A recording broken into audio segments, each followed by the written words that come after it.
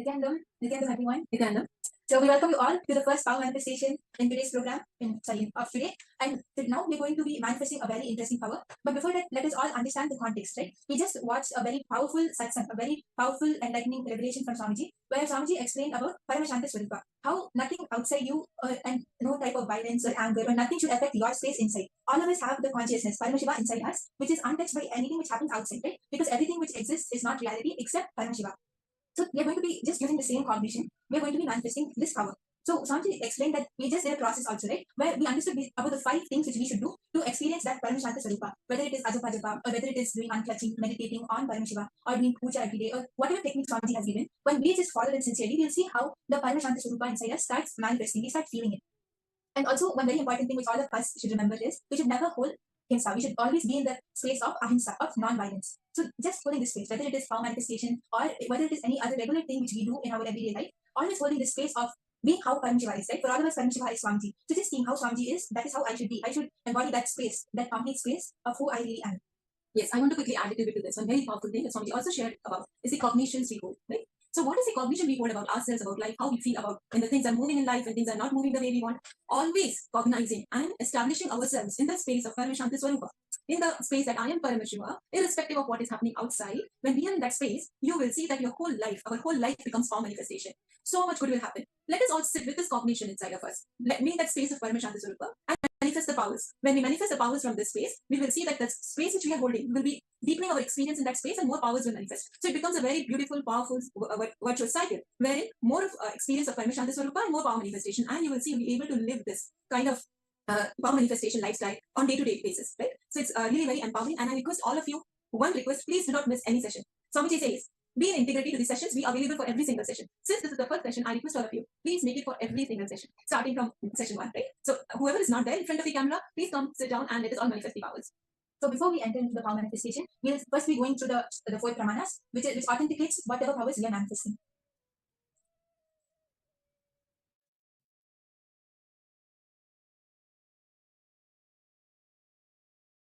So first is the Shastra Pramana, which is from the Vijnana Bhairava Tantra, Dharana 61 and Sutra 84. Akasham Vinalam Pashyan, Ritva Drishtim Nirantaram, Stabdhatma Dakshana Devi, Bhairavam Vapuratnuyar. Where Bhagavan Paramashivah says, looking at the spotless infinite etheric space, Akasha, beyond the sky and clouds, one and make the body and inner space steady and motionless. In that very moment, O Devi, one attains the nature and powers of the infinite space, Bhairava.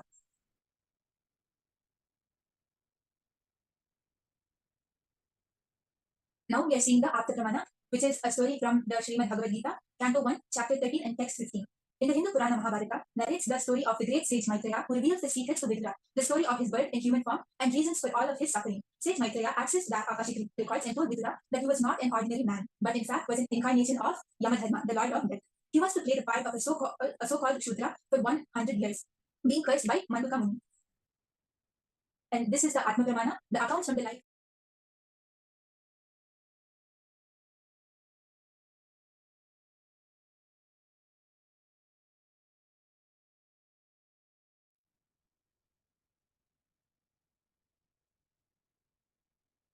Okay, so this is the Atma Pramana, which you all see. So this is the yes, this is the sharing of a devotee of how she had won the lottery just as Bhagwan Kaladeva predicted. This is from Abhirami Ma from Canada. So at a time when I did not know what to do with my life, Swamiji took time to help me in many ways. Swamiji looked at my horoscope and told me I will always have lots of money. I wondered how would this be, since I wasn't working and I did not have much money. In August 2013, when my mother and I did the 10-day inner awakening program, I asked Swamiji if I can ask Kaladeva about the Kotishwara Yogam, millionaire possibility in my horoscope. Swamiji told me to ask Kaladeva. With so much compassion, Swamiji brought Kaladeva to us, and I asked Kaladeva the question. And Kaladeva told within 2 years money will happen and blessed that he would protect me and not to worry. As predicted by Kaladeva, within 2 years, my family won the lottery, where the chances of winning are 1 in 40 million. Wow. Okay, so all of us can see how Swamiji himself has manifested this as a real experience in his life.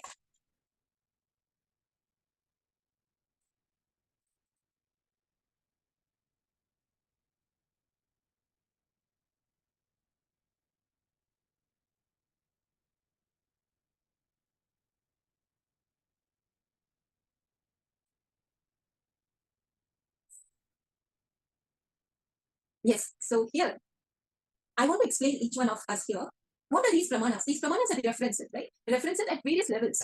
to tell us all that this is all truth, plus for us to get inspired. First pramana which we saw was from the scriptures, the Hindu scriptures, which are the scriptures themselves say about these powers. Then second one was from the lives of the lineage of enlightened beings, that is called the Apta Pramana. And then the last one, the third one was Atma Pramana, which is the references from the life of the SPH himself, where the SPH manifested these powers. Now it is our turn, right? After being initiated into these powerful cognitions and powers by the SPH himself, we need to manifest these powers. And this becomes one more reference, right? One more thing to look back and get inspired and see, wow, so many of us are manifesting and have manifested in past. So it's very, very empowering for each one of us, wherever we are, that we can manifest these powers. Yes. So now with the same cognition, we are going to be understanding what exact power we are going to be manifesting. So now we're going to be manifesting the power of Akashic readings. And this power of Akashic readings is a power where we connect to Bhagavan Kaala himself. And there are actually many different levels of it. There's super advanced level, there's a beginner level, there are many levels. So now we're going to be starting from the beginner level. And this is the power where you're going to be connecting to Swamiji. And through Swamiji, you're going to be connecting to Bhagavan Mahakalaveva. And you're going to be accessing what incidents have happened in the past. Means it's the accessing the records of the past, present, and future. Where when you connect to Swamiji, when you connect to Kaladeva, at that time Swamiji will raise the level, the frequency of your space, of your being, where it is. And when the level and the frequency of your being is raised, you'll be able to see all the records, all the Akashic records which are kept of everything which has happened in the past, in the present, and which is going to happen in the future. So now the exact power which we are going to be manifesting is we're going to be scanning an incident, a verifiable incident which has happened in the past. And many of you might actually be thinking that, okay, I'm sure many of you are new to this program, and many of you have not manifested such a power yet. And you're like, okay, what is it, like such an advanced power, Akashic reading? Actually, it is not about the power, whether it is an advanced power or whether it is a super simple power. However you take it, it's all your cognition and my cognition. It is all our cognition of the power being difficult or easy. But what we have to do from our side is just one simple thing, which is connecting to Swamiji. It can be for moving a coconut on your hand, or it can be for doing Akashic readings, or whichever power and whichever thing, power manifestation that you have to do. So now we are also going to be doing the exact same thing which we do every single time in power manifestation, which is connecting to Swamiji. That is the key thing which we have to do, right? Swamiji says that if I have to flow through you, if you want me to flow through you, then you have to give that yes. You have to become a clear channel. That is only when I can flow through you and I can express myself through you. So that is only what we have to do.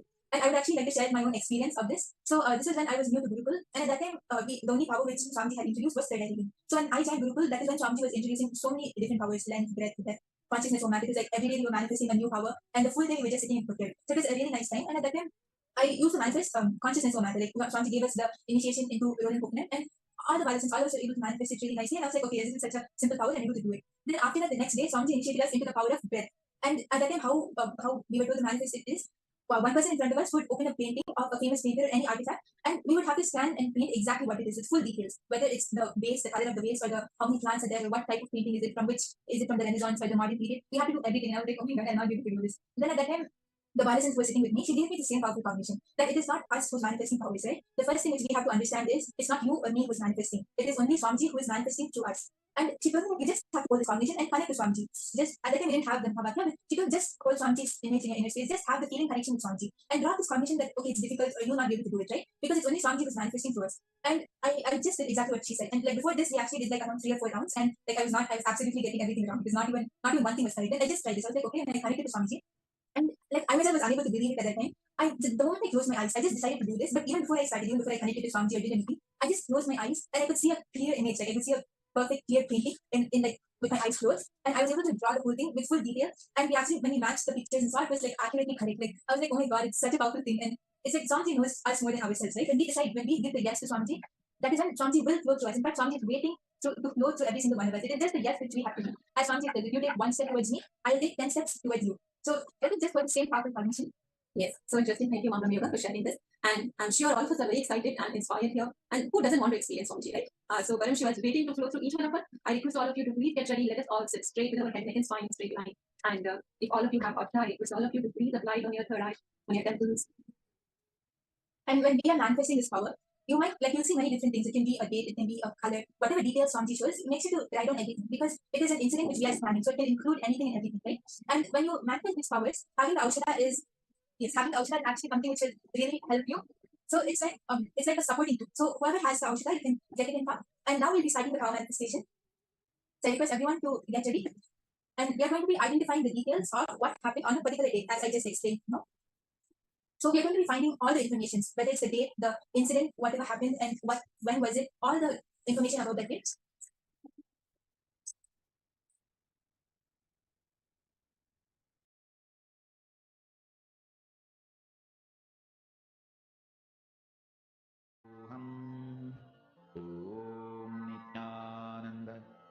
Paramashivoham. Om Nithyananda Paramashivoham. Om Nithyananda Paramashivoham. Yes, now I request all the participants to connect to a partner, and it can be anyone in the Zoom room itself, or if you have anyone online, you can connect to any of your friends, family members, and request their consent for manifesting this power. And once you connect to a partner, request all the participants to ask your partner to give you a particular date without revealing its details, the location, or whatever happened on that date. If you're connecting to someone out of the program, make sure that you explain this, that I'm going to manifest this power, so please do not reveal the dates to me.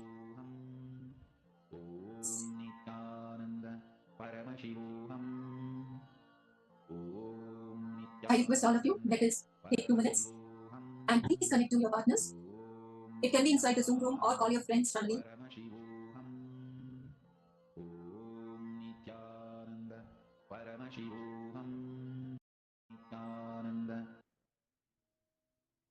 Yes. So, for example, your partner might give you a question of what happened on the 1st of December. And you say that, okay, there's a birthday party happening and it was for her 15th birthday. So you can write down, okay, I was able to see it was a bright sunny day. It was around 2 o'clock. It was on the 1st of December and I'm able to see a lot of colors. It was her birthday today. She was turning this age, and how was the birthday? Was it like costume, like everyone is dressed in different costumes, or was it like a ritualistic birthday? Or you can explain the scenery, how was the ambience around, what time of the day was it in, what type of cake were you able to see, or if there was something noticeable, something special and some unique thing in the area. Or you'll literally be going and you'll be seeing what happens, right? Like how all of us watch a movie. If we pause at a specific scene, we can tell that, okay, there are two characters standing here, they're wearing blue dresses and it's a sunny day, they're standing in a building. We can literally explain the whole the whole scenery. In the same way, we will be doing it for this also. Yes. So like this. Let us all go back. This incident is on this particular day. What was the incident? Your partner will be able to verify it. I request each one of you, please do not ignore any detail which comes in correct. Whatever Swamiji is showing you, please write it down so you will remember. It can be color, it can be fragrance, it can be the event which is happening, the details, the place, the weather, every single detail. You may feel it, you may see it, you might hear it, or it may be just a thought. In any which way it is occurring to each one of us, I request all of you, please do not ignore any detail and write down all the details. You will see you are getting the answer. So don't doubt the third eye and write down all the details. Requesting each one of you to please sit straight. Keep your head, neck, and spine in straight line. Chant Mahavakya. Om Nithyananda Paramashivoham. And as you're chanting the Mahavakya, just remember Swamiji in your third eye. And you will see Swamiji revealing all the details to you.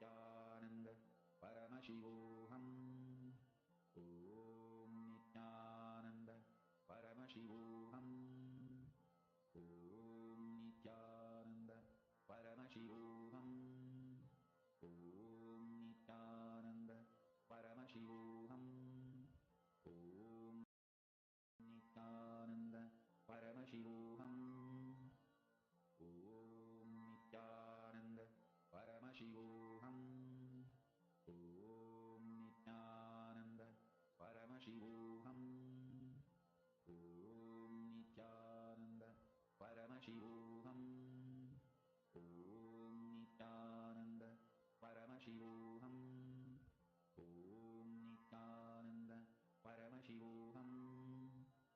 Om Nithyananda. Paramashivoham. Om Nithyananda. As Swamiji is revealing the answer to you, you can start writing it down because actually for this hour, you'll see a lot of details which will start coming. You'll see the different colors, dates, incidents, and you'll see the place also. So there'll be a lot of details. So you can start writing down whatever Swamiji is showing. And even if you feel that oh, I'm not able to see anything yet or nothing is clear, I'm not sure what I should do, then also it's completely fine because always I'm practicing and always I'm manifesting, right? And Swamiji actually gives a very powerful cognition that when you decide to manifest, when you decide to sit and manifest powers, when you connect to me, that is when the power manifestation starts. It's not about whether we are able to see results or no, right? We verify it and we see how how much proof is there and it's really manifested for our to satisfy us and to give confidence to ourselves. But the power manifestation starts when we decide to manifest and when we connect to Swamiji. So the power manifestation has surely started in all of us. It might just take a little time to evidently be seen or evidently project out of some people, and it might be already visible and already manifesting outside for some people. But all of us are manifesting, and just the decision to sit and manifest will surely make it possible and it will make your manifestation evident also. It's just that you just have to connect to Swamiji and drop the cognition that, oh, I'm not able to manifest it, I'm not able to see anything yet. And when you drop that, you see that you'll actually be able to see the answer, you'll actually be able to manifest it correctly. So all of you can start sharing your answers with your partner. Whatever Swamiji has shown you, you can start sharing all these details, where they were, what happened on that date, what was their dress color, etc. All of you can start sharing the incident which you can.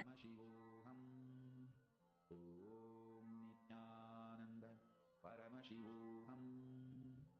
Om Nithyananda. Paramashivoham.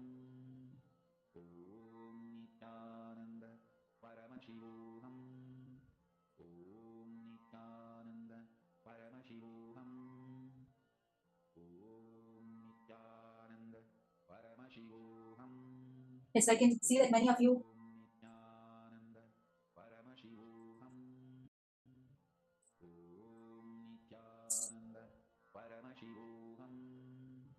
Om Nithyananda. Paramashivoham. Om Nithyananda. Paramashivoham. yes, so I can see that many of you have shared your manifestation, and that's really nice to see that many of you were able to see, and somebody was showing the answers to many of you, and it's really nice. It was really nice to be take the power manifestation session and to manifest with all of you. And now we are going to be moving on to the next session, where we will be learning from Swamiji about the Nityatva dimension, about the dimension of eternity. What is it all about? Nithyananda. Paramashivoham. Om Nithyananda. Paramashivoham. What is incompletion? Past interfering into the present and try to manipulate the future. That is incompletion. Your memory form you carried in the past, entering into the present and trying to destroy the future form is incompletion. You can always see whenever you have a pain, guilt, powerlessness, incompletion, you will be visualizing, imagining your own form in a deep suffering. You will be visualizing, imagining your own form in a disgusting way. Look inside. Please understand, I am giving you a very deep insight.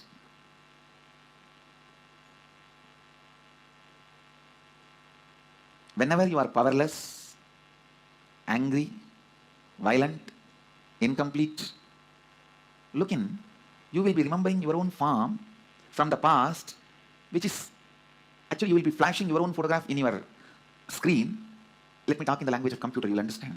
You will be running your own photographs in your screen, inner space screen, which is taken during the very sad, depressed moments.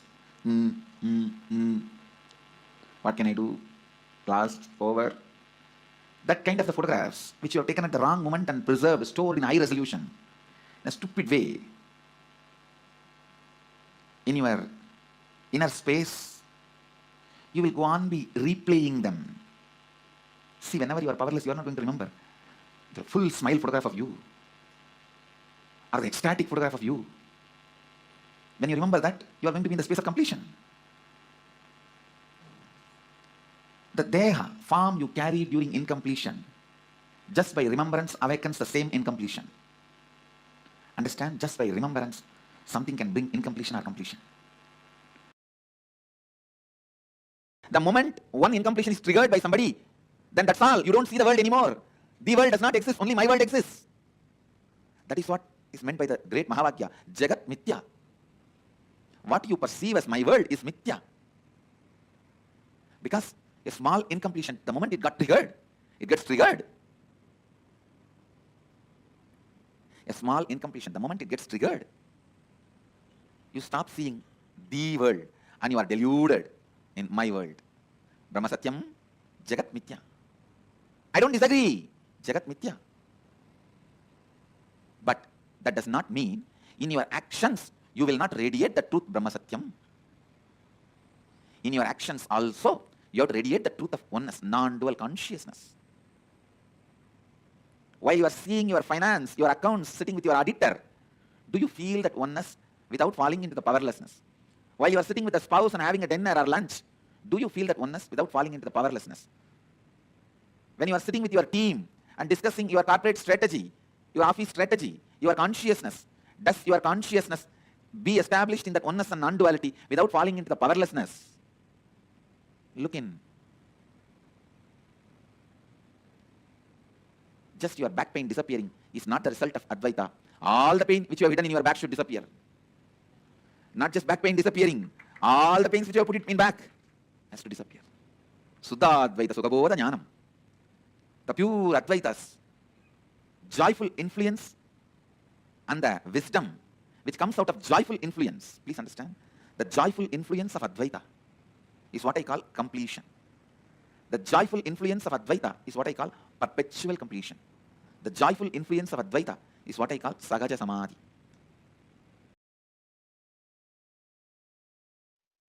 Paramashiva's own reflection, his own reflection in this universe is yourself. Yourself's original source in the parallel universe is Paramashiva. Listen. Understand this example. A swan, Paramahamsa, flying on the sky. He's just floating in the sky. His reflection falling on a swimming pool. The reflection is you. The swan is Paramashiva. The swimming pool is your body. Understand? The moment reflection looks back to the source, it realizes it was, it is, it will be forever Paramashiva. Sometimes the reflection feels it is being hurt by the waves in the swimming pool. The reflection need to realize nothing in the swimming pool, even if the swimming pool is dried, it cannot hurt you. It cannot hurt the reflection because reflection is centered in the source. You only have two choices. Either you can enjoy you being a reflection or you can go back to your source. Beautifully, Paramashiva explains to Devi, anything goes circular. Listen, anything goes circular, repetitive, is reflection of me. Even when it believes it is suffering, it cannot suffer. It can only forget its existence. In the delusion, it can force itself and imagine itself as if it is suffering. When the reflection looks back at the source, it realizes it is Paramashiva. It can never suffer. Listen. Listen to this. Deeply. You, in the parallel universe, is Paramashiva, the great swan floating in the space. The reflection of that great swan on the swimming pool in this universe is your individual self. The swimming pool is your body. Anything which goes around, listen. Paramashiva explains so beautifully. I'll tell you in the modern language. Whether it's an atom or known universes, everything goes round, it is in circular motion in the space, in Chitadasha, conscious space. Anything, whether an atom or the known universe, everything is rotating in the circular motion. What is created in the circular motion is called circular time. The time which circles, repeats itself. You can see in your body. Your hunger repeats itself. Your number 1, number 2, number 3 repeats itself. Your sleep repeats itself. your patterns repeat themselves. Your decision to smoke, your decision to drink, your decision to be addicted to something, everything is repetitive. Understand? Anything which repeats is in the circular time motion. It is within the field of Nirantaratva but not Nityatva. It is within the field of Nirantaratva but not Nityatva. If you know, anything which repeats does not hurt you, cannot hurt you. You are liberated from time. You are liberated from Kaala.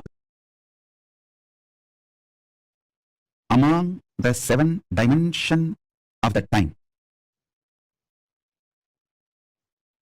space before the past, past merging into the present, present evolving as future, future merging into the space beyond future. So totally in the 7, the space before the past and the space after the future is established in Nityatva, eternity.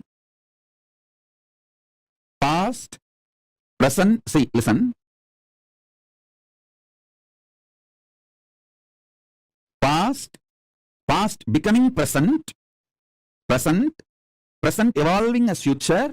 This 5 is Nirantaratva. In this Nirantaratva 5, only the present moment touches Nityatva.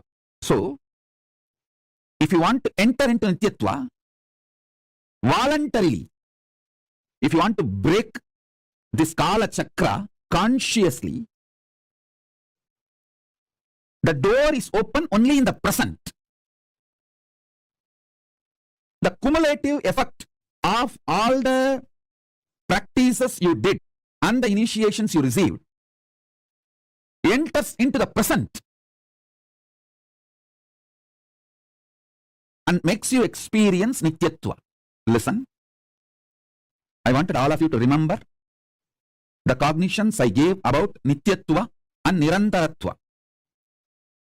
Nityatva is 7, Nirantaratva is 5. Nityatva is all the 7 put together. Nirantaratva is this 5. In this 5, only in the present moment you touch eternity. Before the past, if you enter into that space, you can touch eternity. Through completing with all your past, you can reach that. Sometimes it may take even few janmas to reach that. And through the future, you can reach the space beyond the future by constantly being Nirvikalpa Samadhi, burning all your desires and patterns which want to repeat itself. You can reach. Again, that also sometimes may take few janmas. But entering into that Nityatva can happen in the present moment just through initiation. Remember the definition and the revelation about Nityatva. Remember the truth about Nirantaratva. Remember the next statement I made. You can reach into Nityatva by going before the past. You may need to complete the past. By completion, you may enter into the space before the past. You can enter that way. That is also one path. There is another one path where you can enter into the Nityatva by exhausting all your future. By being in Nirvikalpa Samadhi, you burn all desires, all seeds, all bijas which can manifest your future, all karmas burnt. And then you enter the beyond future space, Nityatva. That is also possible. But both will take few births to achieve. At present, in this very moment, through initiation, I can put you into eternity, Nityatva. In this present, 3 things are going on inside you. The identity default you cherish. And the identity you consciously want to manifest. And the struggle between these 2 identities, your doubts, hatred, denial. Smelling Paramashiva. Waking up to Paramashiva.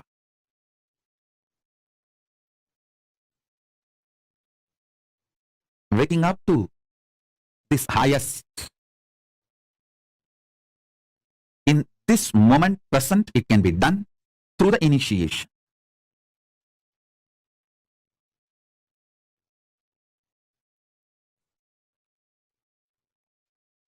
So understand.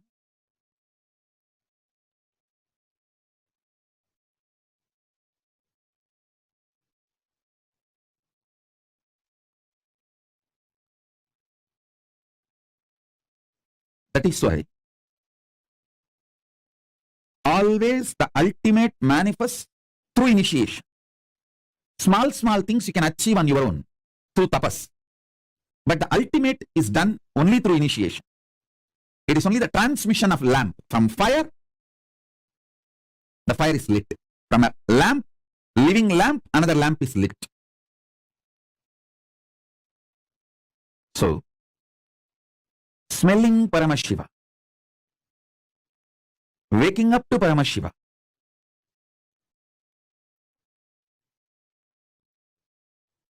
Waking up to this highest. In this moment present, it can be done through the initiation.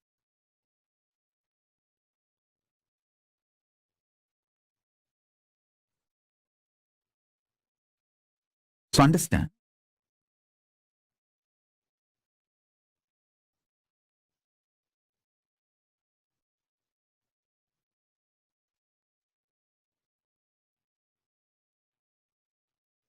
That is why always the ultimate manifests through initiation. Small things you can achieve on your own through tapas. But the ultimate is done only through initiation. It is only the transmission of lamp from fire. The fire is lit. From a lamp, living lamp, another lamp is lit.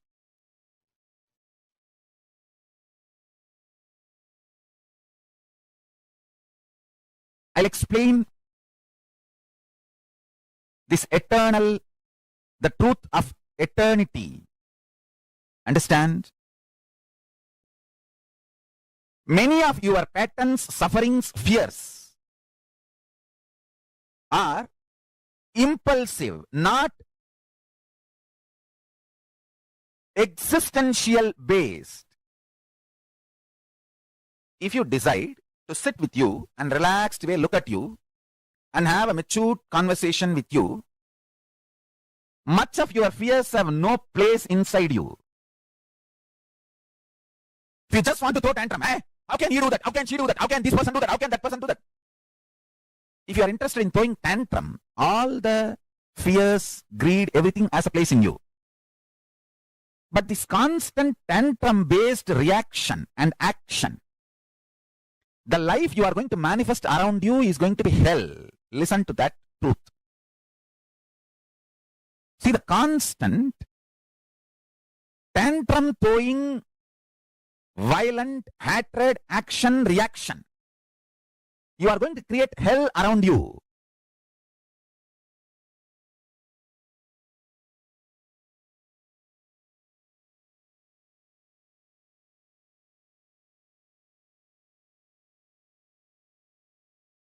Nityatva. I can use, and maybe I'll create a new word. Eternal, cosmic constant. It is actually one of the dimension of the universe. One of the fundamental quality you need to access the eternal dimension of you is having restful, matured conversation with you. What am I doing? Where am I going? I am going to be eternally alive. Am I planning and building my life for that? Or am I just agitated, tantrum throwing child, thinking that there is no tomorrow? When it comes, let me face. Understand? All suffering is nothing but having this attitude, when it comes, let me face, and when it comes, you will not be able to face, that is the suffering. Understand, this is too important statement I am making. All suffering in your life is because of that blind spot you have. When it comes, let me face, and when it actually comes, you won't be able to face.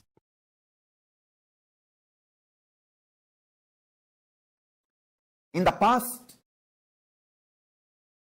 you have a full freedom to form opinion about your past, and you have full freedom to create the possibility of your future.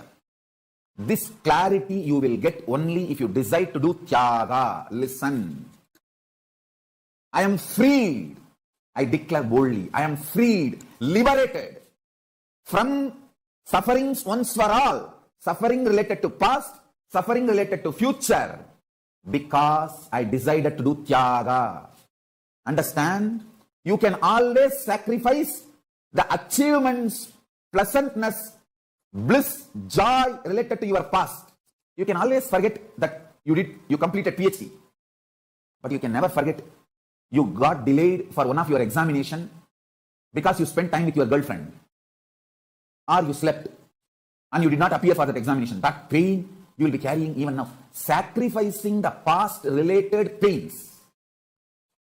Understanding even factually, many of your pains are unjustified and incorrect. Understanding even factually, your pains are not supported, justified by the reality, real happening is completion. And repeating, even factually, as per the real happening, what has happened, if you look what has happened from all dimension, even your pains are not justified. Your pains are not really right. Even your pains do not have justification to exist in you.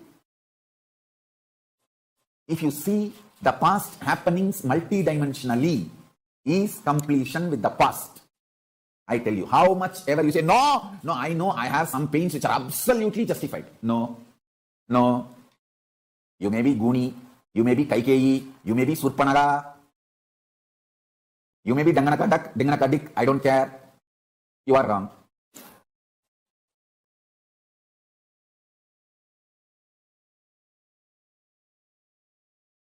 Paramashivoham.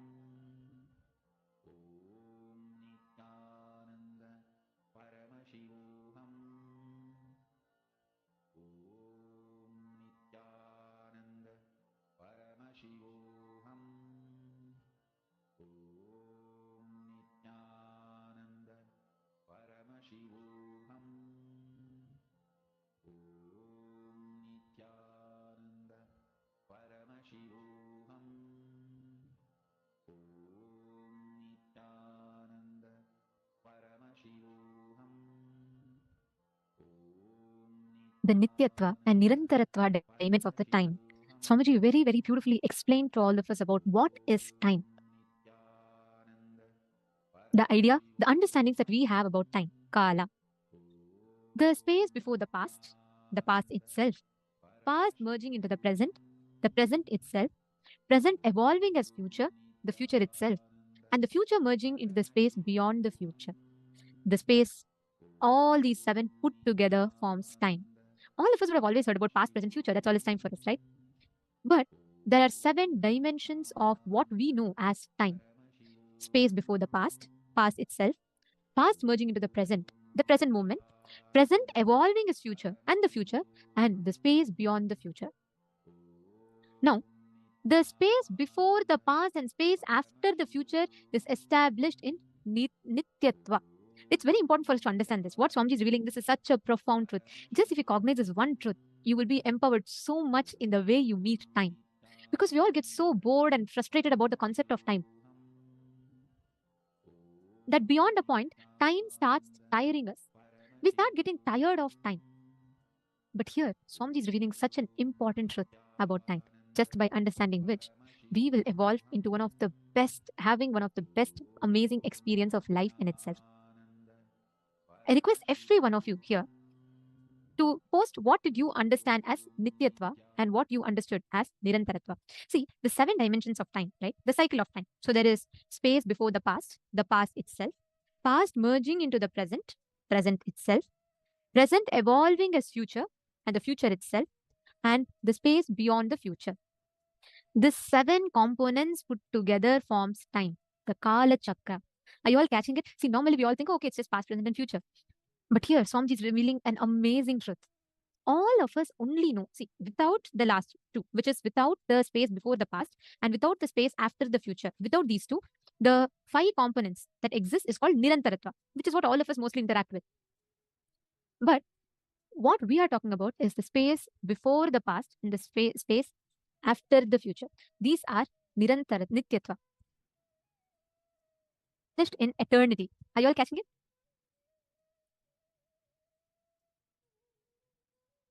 Just this one understanding, having this one understanding will completely shift this, because you will now know you are not limited to, or your understanding of time, your existence, Kala is not limited to you experiencing this.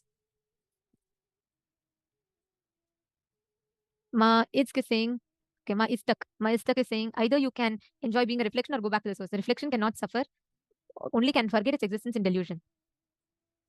Okay, listen very carefully. So beautifully, Swamiji is revealed in this. See, let's say there's a swimming pool, okay? There's a swan flying up. The reflection of the swan from the sky falls on the swimming pool. Now tell me, if I throw a stone on the swimming pool and there are ripples, will that ripples affect the swan? Can all of you give me an answer? A swan is flying in the sky. There's a pond. I'm throwing a stone on the pond, on the reflection of the swan in the pond. And there are ripples being created. Will me throwing the stone on the reflection of the swan affect the swan that is in the sky? Yes, no? Yes, obviously it's a no, right? Of course, it's not going to get affected. Same way, Paramashiva is the Paramatma, means he's that ultimate soul which exists. All of our body is a mirror. That ultimate soul is being reflected on us. Your soul, we get so attached to it, thinking this is my body, this is my life, this is my family, this is my world. We get so attached to it. But it is like the swan crying, saying, oh, how can he throw stone in my ripple?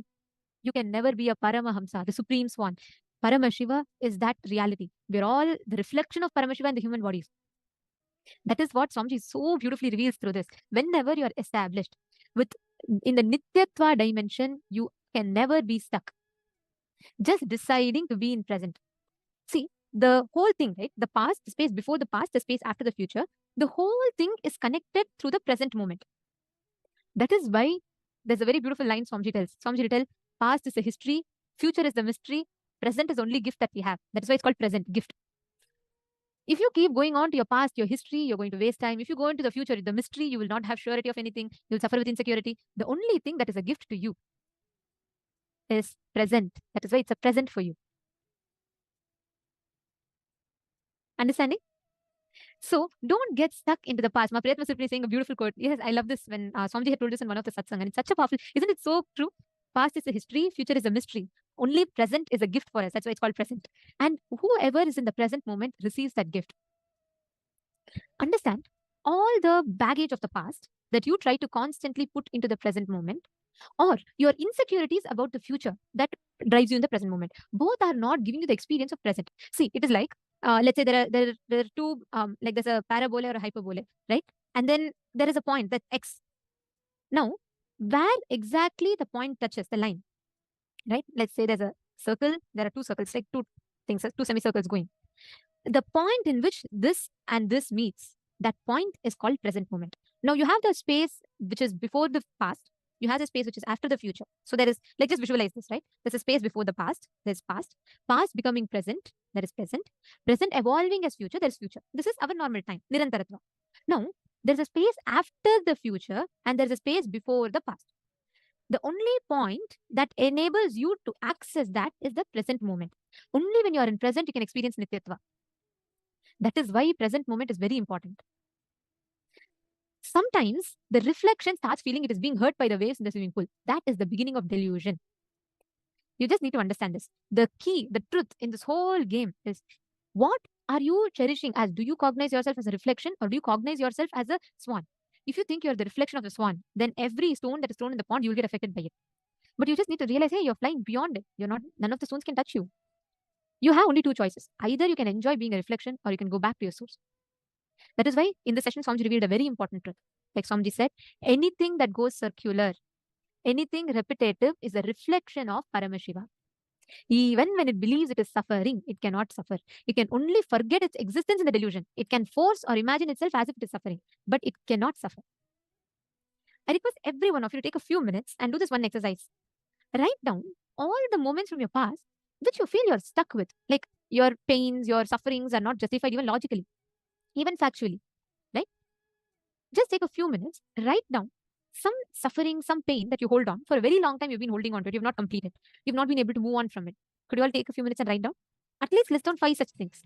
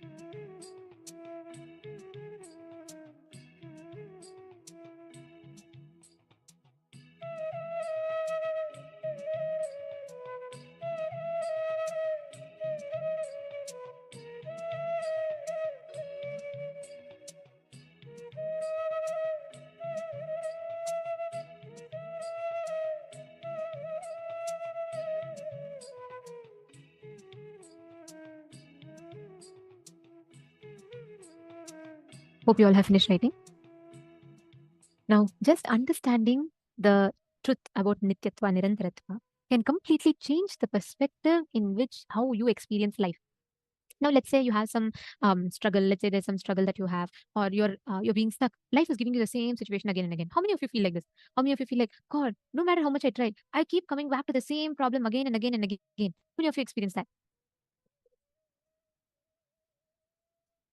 Understand why does that happen? Because the whole life we spend in oscillating between past to future, past to future, past to future. We forget to experience the present moment from an unclutched space. For example, you have some kind of a problem. You may already make a decision that this is how it is going to be appearing. This is how the problems are going to keep on coming. And you fix that as a decision in you. And from that decision, you operate. Which means what? You're already creating space. You're welcoming for the problems to come. Naturally, problems will come. And then we say, oh God, did I not tell? Exactly, it's repeating the same way. That is what Swamiji tells us, being stuck in that Nirantaratva, not the Nityatva. Okay, Ma Istak is asking that, can you explain more about this repetitive five? What is the difference beyond past and beyond future? Are those not part Nityatva eternity?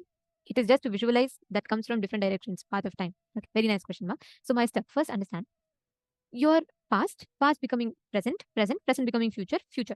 These are all Nirantaratva, which means they keep repeating in the same loop for you. It's the same kind of a, what do you say, like a machine. Let's say an example, like how it's like a wheel, right? Continuously it keeps going the same motion, which means your every moment that past becomes a past, becomes present, from present it is in the past or evolving into future. Like this, past becoming present, present becoming future is a continuous loop that we're all in, right? Now, the same thing, the space before the past and space after the future is what we call as unknown, unpredictable. Like, for example, can you predict to me what will happen in your life in the next 10 years? There's a space which is after your future, which is not in your control, right? Are you catching what I'm saying? There's a space before your past, again, which is not under your control. So understand every moment of your life, Master, your all the different fragments of life that is repeating to you. If something is repeating to you, it's within Nirantaratva. Means it is either your past becoming your present again, or your your present becoming your future. It is only in this loop. Again, future becomes past. It is only in this loop. But there's a space after the before the past and after the future. That space is Nityatva, the place where you exist absolutely in the present moment. You're neither clutched about the past nor you're afraid of the future. That moment is Nityatva. Actually, whenever you all manifest powers, right, you literally get tuned into that space of Nityatva and you manifest from there. All of you can sit now. Can I request every one of you to sit? And you're going to be manifesting this space of Nityatva in you. Apply this one powerful cognition and start manifesting. Let us do something same like how you all did in the last round, where you identify the details of what happened on a particular date in a particular person's life. Let's say I give you the date of my 12th birthday. You will scan and you'll be able to identify precisely what happened, what dress I was wearing, where I was, everything on my 12th birthday. Like that, any verifiable past that you want, as per your choice, you can scan, identify, and you can verify that with the partner. And I'm also seeing that some of you are starting the power manifestation but leaving it halfway. Please make sure you're closing the whole power manifestation session. Make sure you're attending completely with your partner, because if you leave it halfway, it's not just your power manifestation that gets affected. Even the partner who's depending on you, their power manifestation gets affected. So let's be sensitive of that. And I request every one of you to connect to a partner and scan what exactly has happened on a particular date. They'll give you a date and you're going to scan what exactly happened on that day in the partner's life. Paramashivoham. Please start. Om Nithyananda Paramashivoham. Om Nithyananda Paramashivoham. Om Nithyananda Paramashivoham. Om Nithyananda Paramashivoham. Om Nithyananda Paramashivoham. Om Nithyananda Paramashivoham. Om Nithyananda Paramashivoham. Om Nithyananda Paramashivoham. Om Nithyananda Paramashivoham. Om Nithyananda Paramashivoham.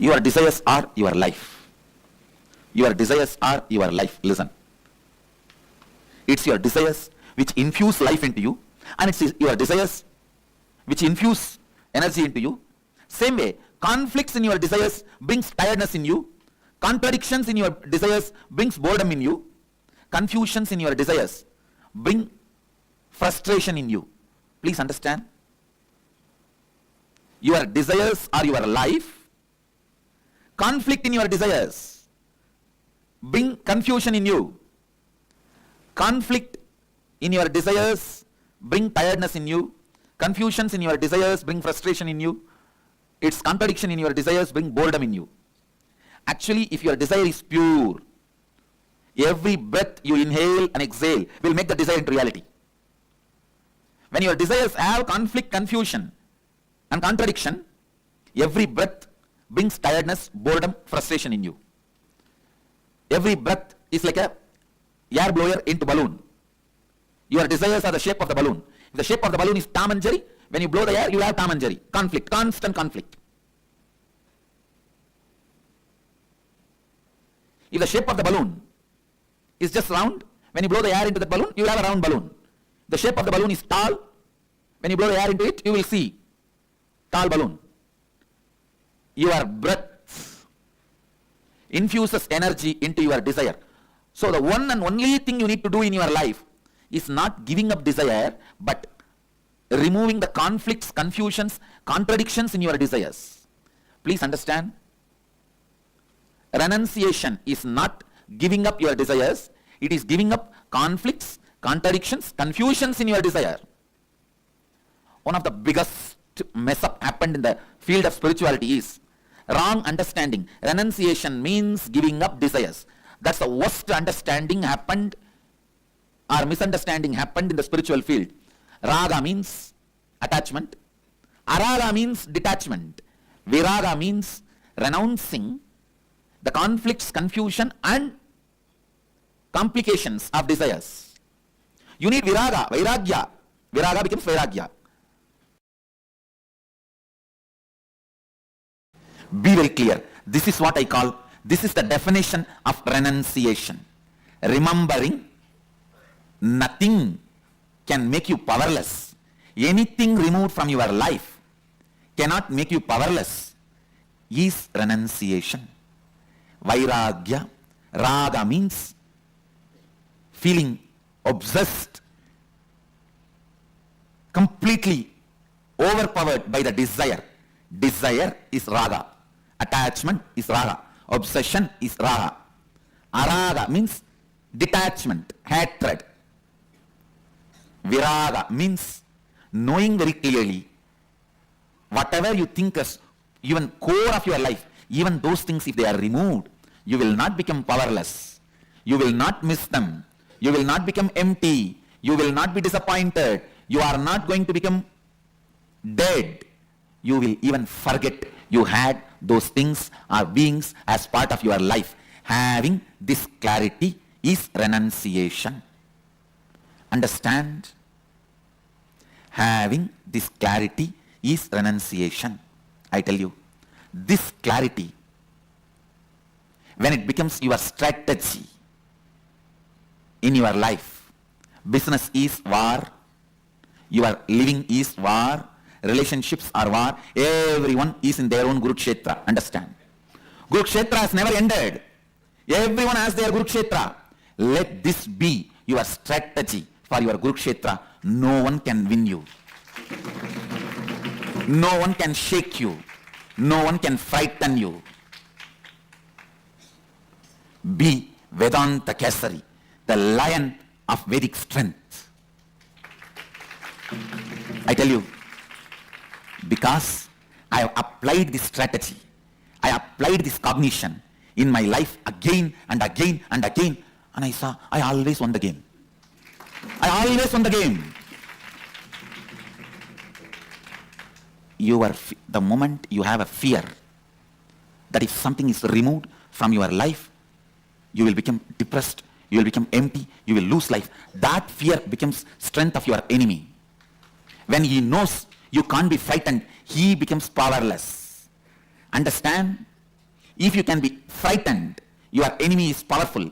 If you can't be frightened, your enemy becomes powerless. I tell you, this simple understanding of me and this simple cognition of me, anything can be removed from me. I will not become powerless. I will not become depressed. I will not lose anything. I will not be lost. I may not even remember that I had that in my life. Be very clear. The spiritual truth, when it becomes part of your cognition and strategy, anywhere you go, Krishna is driving your chariot. Understand? Internalize just this one truth. Tena tyaktena bunjita. Tyaha. The word tyaha is used here. Tena means with this understanding from this context. Tyaktena bunjita makrita tasya sridhanam. Please listen. The world is ever changing, but it is filled with consciousness, Isha. The consciousness is independently intelligent and compassionate. If something is removed from you, don't curse the life. It is done with a tremendous compassion. It is done with a tremendous compassion. I am telling you. Here, Upanishads are declaring you to do tyaga, renouncing, you to renounce with this context of Isha Vasyam Idagum Sarvam Yakincha Jagatyam Jagat. Means, world is changing and it is established in changing and it is filled with consciousness, Sachidananda, which is intelligent, truthful, blissful and compassionate. I tell you, a blissful being will always be compassionate being. When you are blissful, you will see all the good things, best things comes out of you. When you are blissful, you will be such a good person. Only when you are frustrated, you will express all bad qualities, violence, cunning strategies. A blissful person is always compassionate person. Isha, consciousness, independent intelligence, which has its own will, functions out of pure compassion. So understand, renunciation is not supposed to be done out of frustration or inability or powerlessness.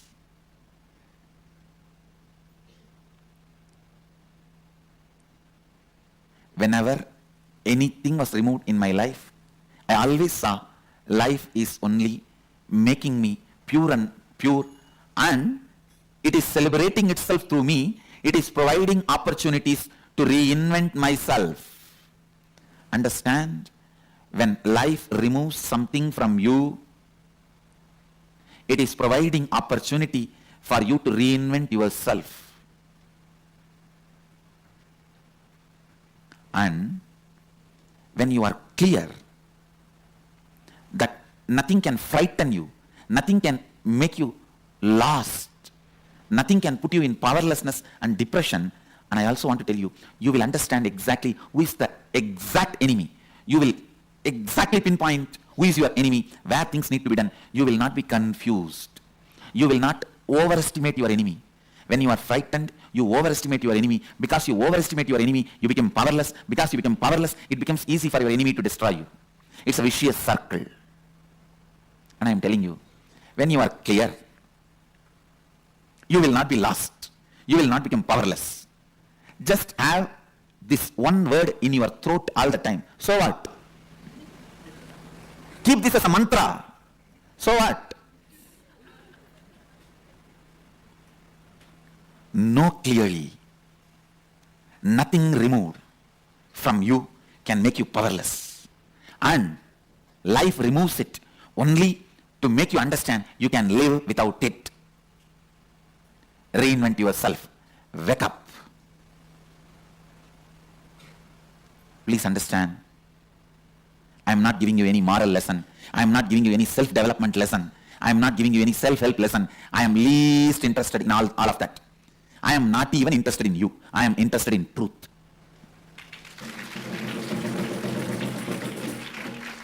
I am just interested in truth. I am singing it. Whoever wants to catch it, catch it.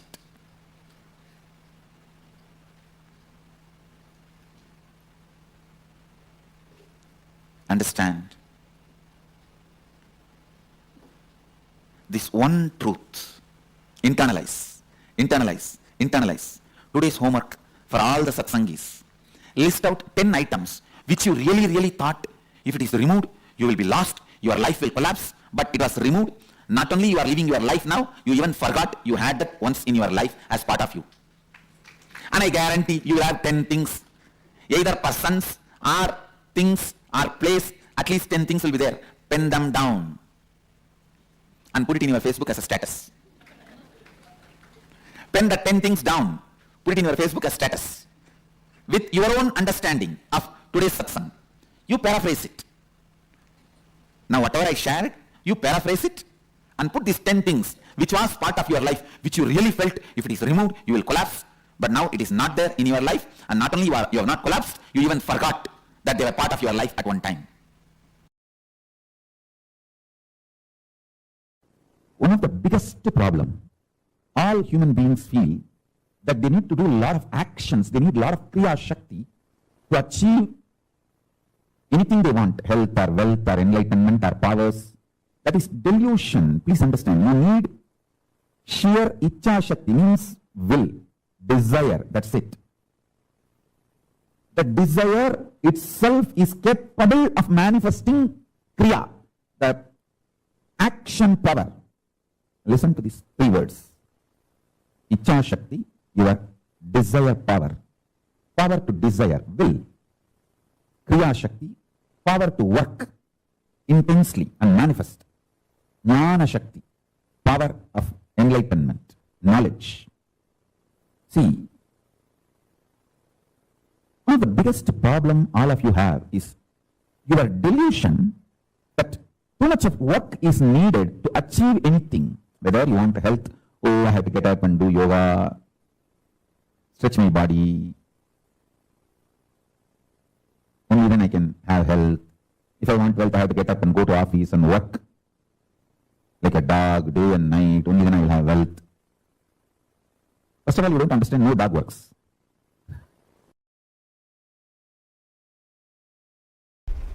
Third eye. It is also described as Anya in Sanskrit. Anya means will. Will to exist or will to collapse.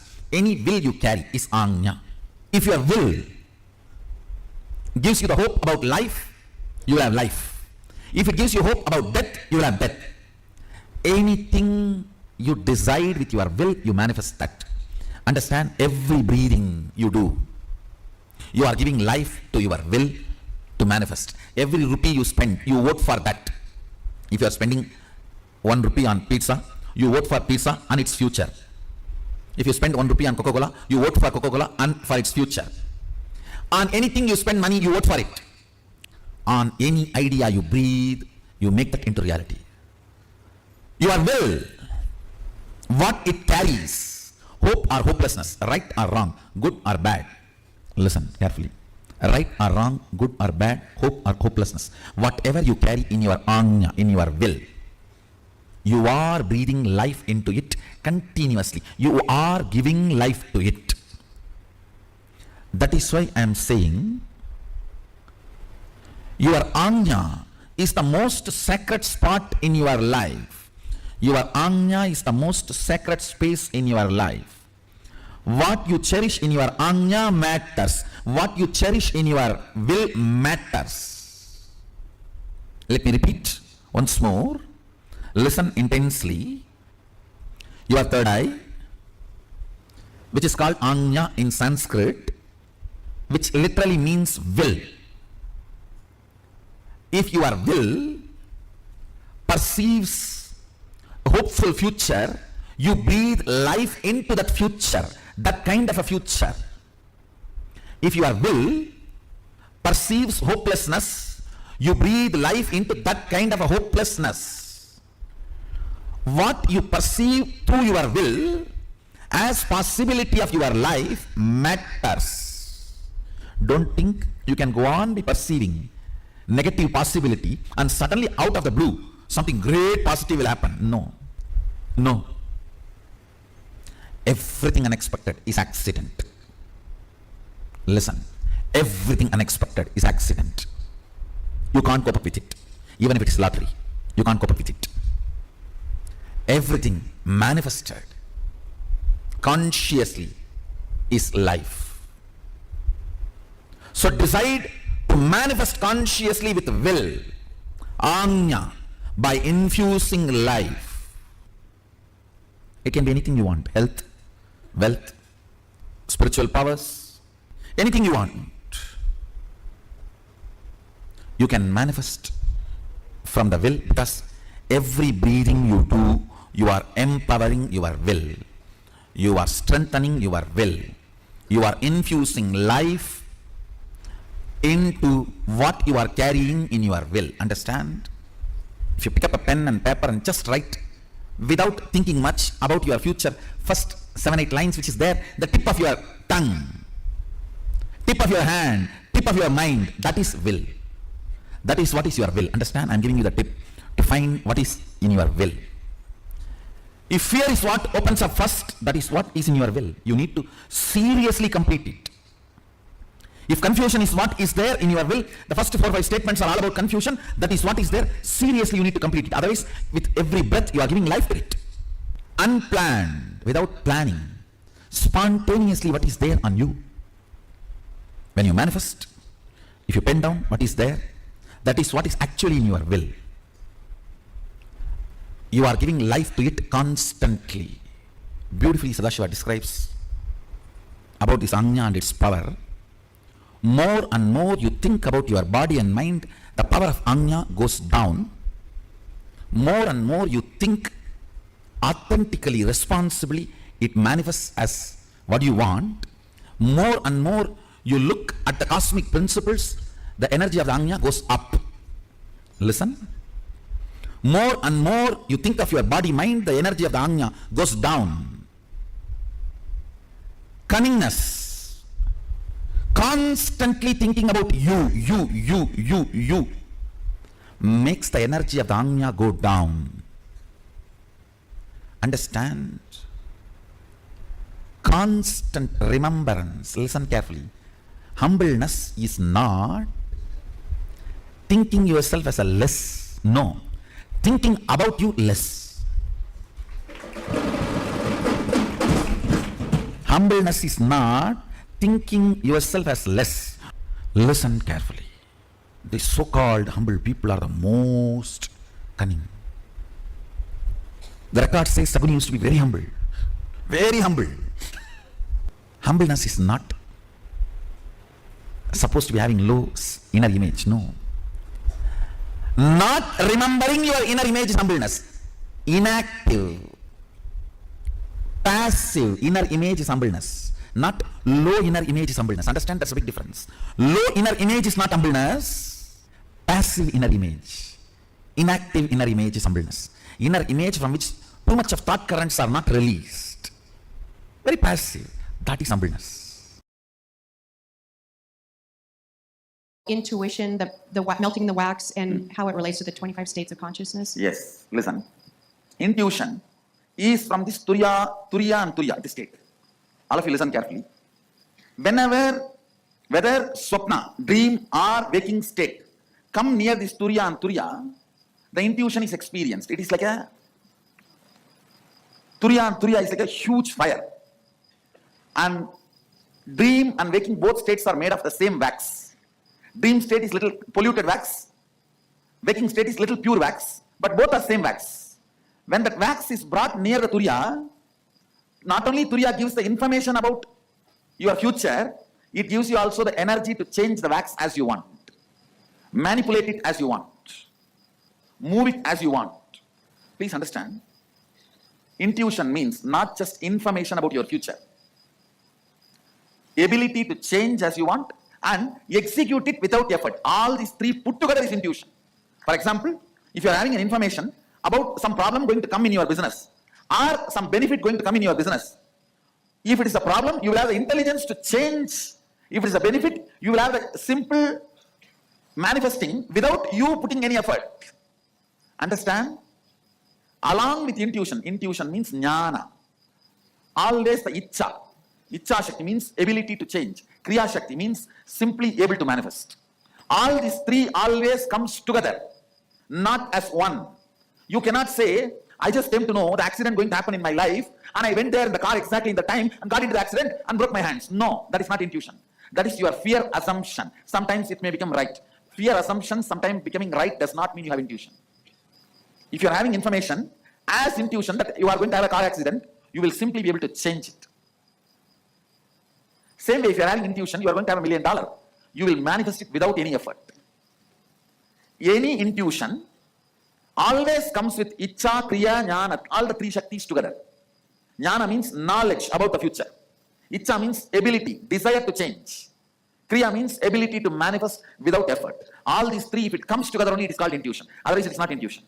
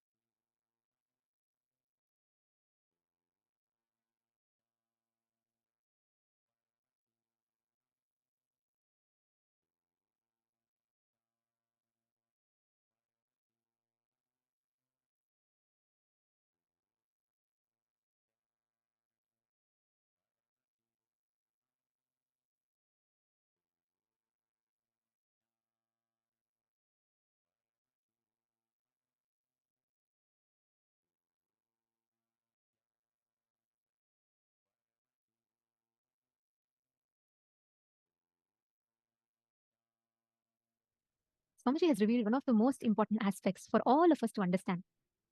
How do you conquer desires? What does it mean exactly to conquer desires? What does conquering desires mean? How does one conquer our desires? And why is it important to conquer our desires? These are all the amazing truths that Swamiji revealed in this session. But can I start with asking each of you to post what you understand as conquering desires? What is conquering desires according to you? What did you understand from what Swamiji said? See, Swamiji gave one of the most amazing truths. First thing, there is no such thing as, oh, I don't want to have so many desires. You cannot. You cannot live if you don't have desire. Only because you have the desire to live, you're alive. So desires are like the driving force of our existence. You have desire towards something, your Icha Shakti. Swamiji tells the Icha Shakti converts into Kriya Shakti. Means as much as strong as you want something, that makes your life energy flows towards that. The moment the Icha Shakti comes down and comes to a lesser frequency than the Kriya Shakti, you die. Because without will, if there's no energy, I'll give you all an example. Let's say a water bottle can hold 1 liter of bottle. As long as that water bottle can hold 1 liter, I can keep pouring. But if I keep putting more than 1 liter, what happens? The water overflows. Better example would be a water balloon. So let's say I take a balloon which can hold only 2 liters of water. So as much as I keep pumping water into it, it'll expand. Now, if I try to fit 3 liters of water into it, it'll just burst, correct? Same way, the water balloon is like that is the Kriya Shakti. Sorry, the water balloon is the Icha Shakti. And the Kriya Shakti, the life energy. How big, how strong your Icha Shakti is. Only that much Kriya Shakti it can hold. All our actions are driven by desire. All our actions. Your actions for your desire to live, your desire to breathe, your desire to exist. That makes you alive. That makes you function. That makes you move in life. Now, renunciation is not giving up your desires. It is giving up the conflicts, contradictions, confusion in your desire. We all always say, oh God, I don't want to have this desire. Oh, I don't want to have desire for wealth. I don't want to desire for health. No, it's not that. Deciding anything can be removed from me. I will not become powerless. I will not become depressed. I will not lose anything. I will not be lost. I may not even remember that I had that in my life, but I will not lose anything. I will not give up. That experience in you, anything can be removed from me. I will not become powerless. I will not become depressed. That is renunciation, tyaga. That's why there's a very beautiful verse in Mahanarayana Upanishad. It says, na karmana na prajaya dhane na tyage naike amritattvamanashuhu.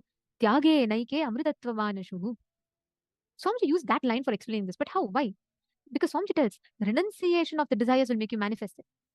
Renunciation of the desires means not giving up the desires, not saying, okay, I will stop desiring to become successful. I will stop desiring to become happy. I'll stop desiring to become healthy. No, that is not called renunciation. Renunciation of desires means dropping your self-doubt, self-hatred, self-denial, conflicts, contradictions, and confusions in desires. Are all of you catching it? That's why Swamiji revealed, right? How the conflict that we carry in the desires, the contradictions that we carry in the desires lead to tiredness and boredom. Understand, every simple aspects of our life, whenever, just look back. See where all you really feel like, you created some objects which you feel like you can never exist without it. But even when it is taken away from you, you can actually live. Like, for example, let me tell, like you all felt, each of us might have different things. For example, some of us might feel, I can never ever live without my brother being with me, without having my brother with me. Or I can never leave away from my family. But now you will be living somewhere in a different country from your family. Once the whole situation came where you had to move and finally, yes, you moved on. Life happened to you. Or you would have felt you would have gotten your precious watch from your partner and you would have kept it so safely and you'll feel like, I can never ever live without it. It means the whole world to me. Understand, it is very important. The conflict, contradictions, confusions. Mapurushananda is saying, I wish I could have all of that written down that you said. Okay, I'll repeat it once more for you so that you understand it. You're saying you didn't get it fully. I'll explain it to you. See, Mapurushananda, you desiring to be a teacher is not wrong. Many times what do we do? When we're all young, we desire, when I grow up, I want to be a lawyer. I want to be a millionaire. I want to have millions of dollars. I want to have a big house. But as you grow up, let's say you're 25 years old, 30 years old, but you're still, trying to pay the rent. You have loans and debts on you. What do? We give up the desire. We feel the desire to become a millionaire is a load. It is not meant for us and we give up the desire. Giving up the desire is not the solution. Giving up the conflicts, contradictions, confusions that you carry inside you towards the desire is a solution. Are you understanding? It is not, oh, I can never achieve $1 million. Let me just give up. It's not meant for me, I think. That is not called renunciation. With that, you will never achieve anything in life. You have to have desires so that you can expand in life. But dropping renunciation is not for the desire. Renunciation should be for the conflicts, the continuous struggles in your inner space. Are you catching it, Ma Purushananda? Ma Susan Davidson is asking, what if I don't have any conflicts, contradictions about a certain desire? It's still not happening. See, Ma Susan Davidson, if I have a balloon that is Tom and Jerry shaped, conflicts. If I have a balloon that is heart shaped, love. Now what exactly you're doing is, I'm saying this to you in your situation. You blowing the balloon of Tom and Jerry and you're expecting heart to come. Means, understand, you are saying that there is no conflicts, confusions, or contradictions. That means, why is my desire not become reality? Understand, if you blow air into the balloon that is shaped heart shape will only come. If it is not coming,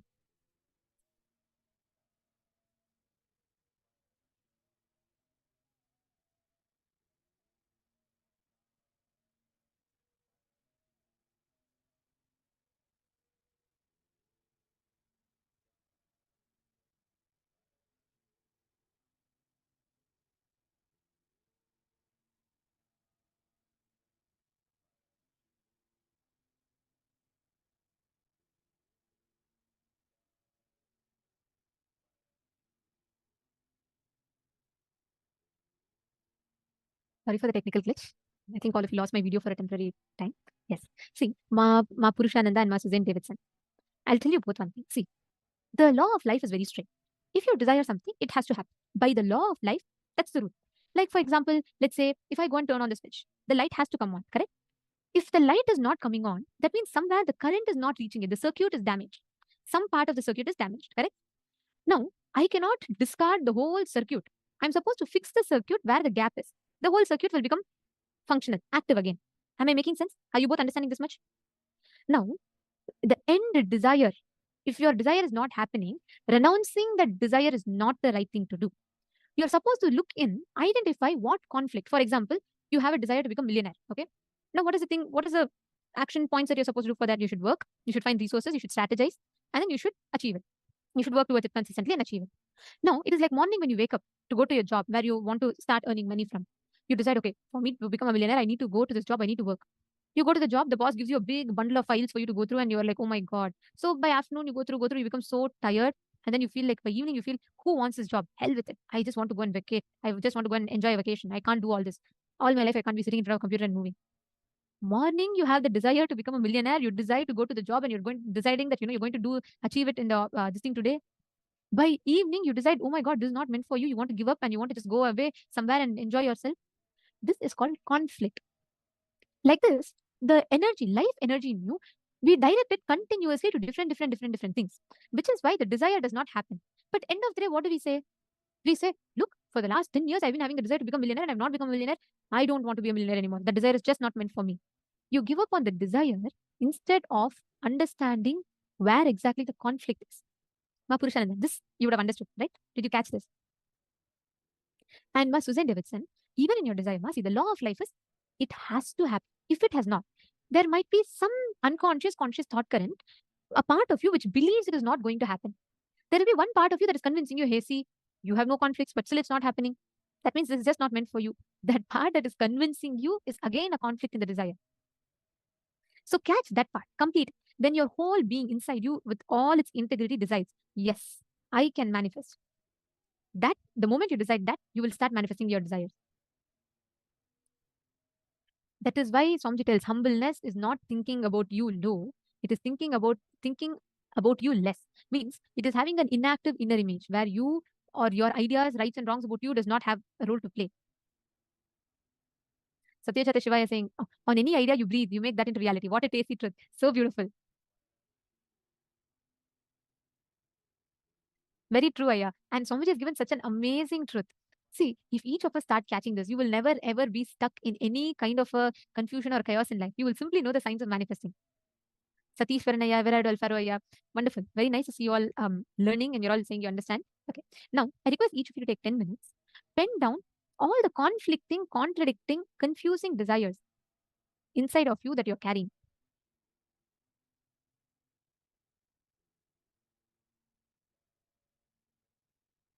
Take a few minutes, pen down 10 items in your life which you really, really protected. You are afraid that without that, you may not be able to live. Without that, you may not be able to even move ahead with life and you're holding on to that desire. It could even be people. It could even be person. It could be object. It could be money. It could be something. Pen that down.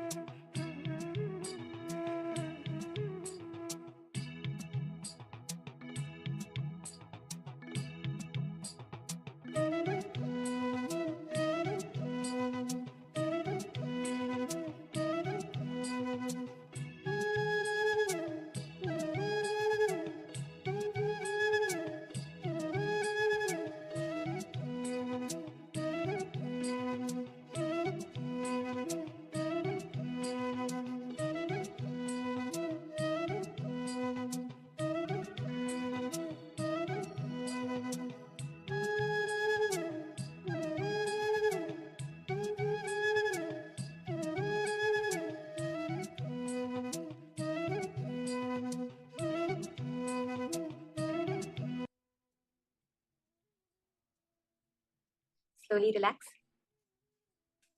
When each one of us realize how at our fundamental space we are completely unaffected by anything that's happening in the external world, we so beautifully start opening ourselves into that unknown. Today we have been manifesting this power of Akashic readings. Nothing but when you are able to open yourself up to the cosmic information that as of now, for each one of us is in the realm of the unknown. When we open up ourselves to that, we tell Paramashiva, let me become you. Let me realize my original nature as oneness with you, and all the power manifestation starts. So in this round, we'll be doing the power of identifying the details of an object. Ultimately, when you look at it, every being you see around you is an extension of you. It's a creation of you, at least in your perception. It's, for example, you can say, it's like when you're sleeping. In your dream, if someone comes in your dream, then if you're fighting with them, if you're playing with them, if you're having fun with them, if you're screaming at them, all of it is ultimately you doing it only to an extension of your own mind, your own self. That's the same way it is in this reality. But in a dream, if you look at the time, we do not have a clear sense of time. Suddenly, we are a small kid playing in the backyard. Another time, we are writing our college exams. Suddenly, we are parents with 2 kids. We have the time is so warped in our dream. We can clearly see it. But actually, what we perceive as time, even in this reality, is not constant. We hear science say that when astronomers go to deep space, they age differently due to the different effect of gravity. Just not that, even when they go to the top of a tall mountain, because they're so far away from the core gravity of Earth, they age differently. So even for us, the way we perceive it, time is still relative. It is not a constant the way we think about it. The laws of physics do not account for time. They say that there is no law of physics that prevents time travel, that prevents time moving backwards. But for some reason, it never does. Because the very concept of time is a delusion. The very idea we have of past being gone, present being now, and future is to come is a delusion. There is no existential evidence for the start of time, Swamiji so beautifully reveals. When we understand this, we disconnect ourselves from this delusion that we have called our reality. And the perception of past, present, and future appear together in the present moment. Through this power of Akashic readings, we are starting with a basic level. Ultimately, this power of Akashic readings has the power for you to see any distance in the past, the Big Bang, what happened before the Big Bang. Any distance into the future. Is the end of the universe going to be a big crunch, a big freeze, or a big rip? We hear all these theories. You can see that with this power of Akashic readings. To start with, we will start with a few verifiable facts so that you can be convinced that yes, I am manifesting this power. You see, Akashic reading is a very advanced power. Kaala Tattva opens up the time layer, reveals the cosmic archives to each and every one of us with initiation from the Supreme Pontiff of Hinduism. To start with, to get ourselves in tune, in entanglement with Kaala Tattva, to manifest this power, we will start with doing with the verifiable details, scanning those details that we can clearly verify. So are we all ready? I request all of you to connect to a partner. You are going to be getting a certain object from your partner and scanning the details behind that object. So you can have a picture or you can go on video call with them and actually see the object in your camera. You are going to be scanning how they got that object, who gave it to them, what the significance of that object is to them, when they got it, as much detail as possible. Are we all ready for this? So let's start this round of manifestation. Remember, for the power of Akashic readings, there is no involvement other than your simple listening, presence required. The whole time layer is accessed through the present moment. Just keep a Atma Murti of Swamiji, the form of Swamiji in front of you. If you have the Jnananjana, you can apply the Jnananjana on your third eye and on your 2 eyes and on Swamiji's third eye. You're going to be looking with all your 3 eyes intensely into the form of Swamiji. And the Akashic records, the cosmic archives, will clearly appear to you like how you read a text on the screen. You will be able to read in pure golden letters on Swamiji's form, the cosmic archives. Be very clear that only which Paramashiva reveals, Kaala Bhairava reveals, as the golden letters you're going to share. So let's start. Get the object from your partner. Sit straight and unclutch. Let there be no movement in your inner or outer space. Anything happening, witness it. Chant the Mahavakya intensely.